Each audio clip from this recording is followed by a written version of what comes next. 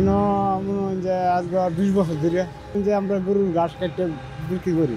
হ্যাঁ, ঘাস কাটতে প্রথম কাটতে আনি এন বয়ে বয়ে বেচতে বেচতে এখন সারা দেশে সেল দিই। কেমন লাভ থাকে আপনার? চায় 1000-2000 টাকা তাহে। আজকে গাছ পাই নাই, আমার যে গাছ লাগবে ওই গাছটা পাই নাই। অন্য গাছ তো আমার কর্কশে খাবে না। এই যে আসা যাওয়া থাকার পরেও গাছটা দিলে মনে করেন অন্য খাবারটা কম লাগে। এক বস্তায় মোটামুটি এক সপ্তাহ চলে আমার।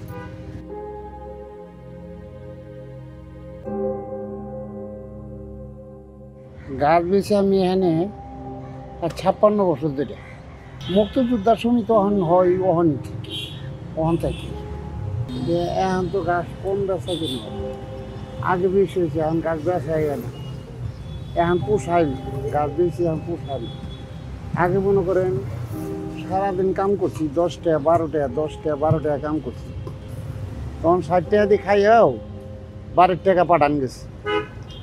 ওখান 1200 টাকা কাম করলেও মনে করেন 500-600 টাকা আটকান জানা, মানে এমনি চলি যে কোনো মতো কামাইটা করে খাই, সাপও মরে না লাডিও ভাঙে না, এই অবস্থা চলি আর।